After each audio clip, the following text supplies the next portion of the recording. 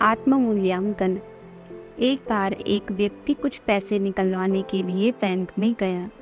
जैसे ही कैशियर ने पेमेंट दी, कस्टमर ने चुपचाप उसे अपने बैग में रखा और चल दिया। उसने 1,40,000 रुपये निकलवाए थे।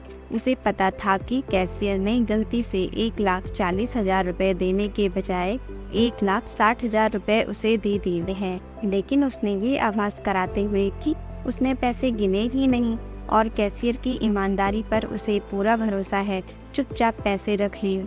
इसमें उसका कोई दोस्त था या नहीं, लेकिन पैसे बैग में रखते ही 20,000 अतिरिक्त रुपयों को लेकर उसके मन में उधेड़पुन शुरू हो गई।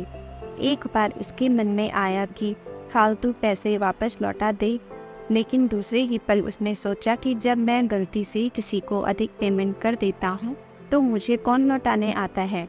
बार बार मन में आया कि पैसे लौटा दे, लेकिन हर बार दिमाग कोई ना कोई बहाना या कोई ना कोई वजह दे देता पैसे न लौटा रही थी। लेकिन इंसान के अंदर सिर्फ दिमाग ही तो नहीं होता, दिल और अंतरात्मा भी तो होती है।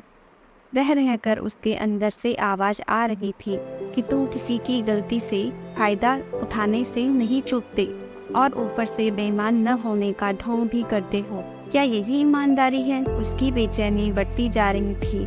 अचानक ही उसने बैग में से 20,000 रुपये निकाले और जेब में डालकर बैंक की ओर चल दिया।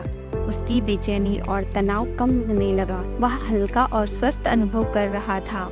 वह कोई बीमार थोड़ी ही था, लेकिन उसे लग रहा था जैसे उसे किसी बीमारी से मुक्ति मिल गई हो।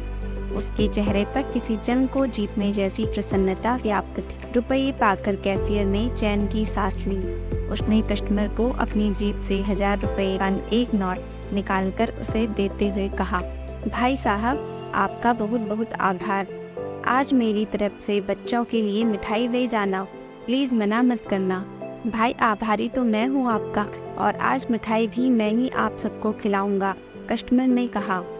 कैशियर ने पूछा, भाई आप किस बात का आभार प्रकट कर रहे हो और किस खुशी में मिठाई खिला रहे हो? कस्टमर ने जवाब दिया, आभार इस बात का कि 20,000 रुपये के चक्कर ने मुझे आत्म मूल्यांकन का अवसर प्रदान किया। आपसे यह गलती ना होती तो ना तो मैं द्वंद्व में फंसता और न ही इससे निकलकर अपनी लोभ वृत्ति पर काबू पाता। यह बहुत मुश्किल काम था। दोस्तों, क्या आपको भी कभी आत्म मूल्यांकन का अवसर प्रदान हुआ? कमेंट करके ज़रूर बताएं।